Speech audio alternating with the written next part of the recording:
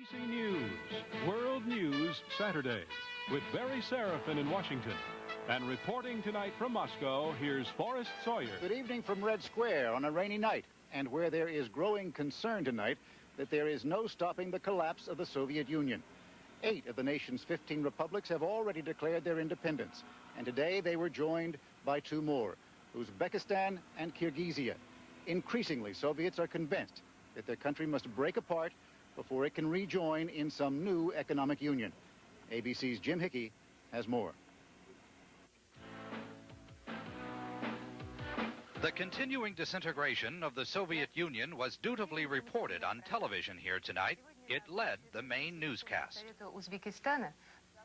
Uzbekistan is a major agricultural region, but like other republics, it relies on the central government for raw materials.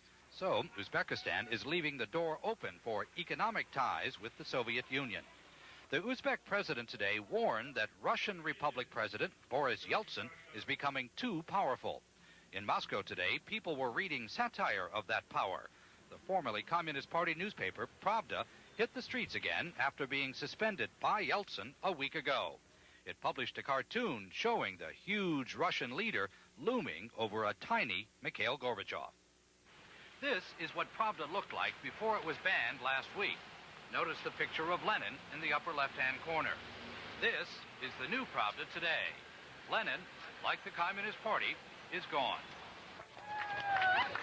After the events of the last 2 weeks, many Soviets were dancing in the streets today. True, Moscow Day is an annual event, but it took on special significance this year. It's a great holiday, the mayor said. We have won a big battle. Maybe so, but the problems still facing the Soviet people are monumental. I've lived over half my life, says this man, and things have gotten worse. But for one day, they put the food shortages and high prices behind them. Even President Gorbachev seemed to enjoy the break. The festivities continued long after the sun went down. The Russian parliament building, surrounded by tanks 2 weeks ago, tonight was bathed in the light of celebration. Jim Hickey, ABC News, Moscow. In Kennebunkport, Maine today, President Bush hinted strongly the U.S. will extend formal diplomatic recognition to the Baltic republics of Lithuania, Estonia, and Latvia.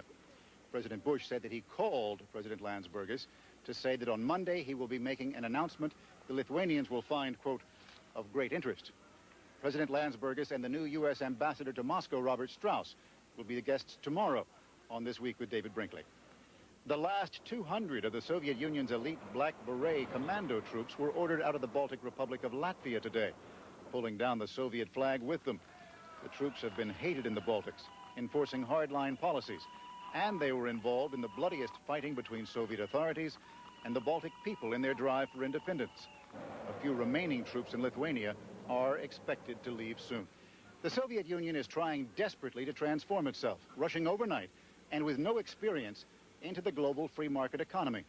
The aborted coup did threaten to derail the country's economic train, but as Sheila Cast reports, it's picking up steam once again. It's never. When the Russian Elvis Presley opened in Leningrad 2 weeks ago, he and his promoter thought they had a deal with the government tourist agency to sell tickets. It didn't happen. The promoter lost nearly $100,000. There's economic anarchy in the Soviet Union. Until this is resolved, don't do business in the Soviet Union. Other Western projects were hung up too, like Chevron Oil's hopes to drill in the Tengiz field, stymied between the Kazakhstan Republic and the Union government. Then came the coup, the demise of the central government, and the rise of the republics. Now, many executives are enthusiastic. Now, for the first time, there's a willingness to truly adjust the economy. Coca-Cola, already at work here, decided since the coup to expand its operations into the Ukraine. We believe that a lot of the economic action will be in the republics, and therefore, when the coup came, it was clear to us it was time for us to move. Paul Tatum has resumed interviewing staff at the business center he has built, a project that was stalled by the central government until the Russian Republic stepped in last week. And they are what is important today. They are driving the union. today, not the Union driving the republics as was before the coup. Executives admit they're uncertain about the next few weeks, but optimistic about the long run. Sheila Kast, ABC News, Moscow. One program note. This Monday night, Peter Jennings will bring Soviet President Mikhail Gorbachev and Russian President Boris Yeltsin together live to answer questions from people all across the United States. It is an extraordinary ABC News town meeting, and the broadcast will air after Monday Night Football when you would normally see Nightline. One other story to report from the region.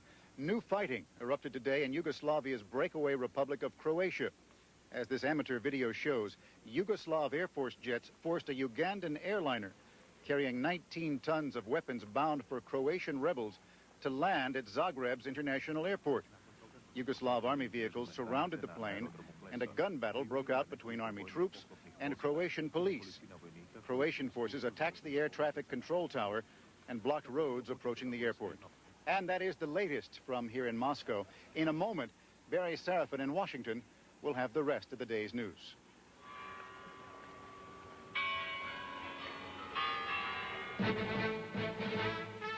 World News Saturday, brought to you by Country 3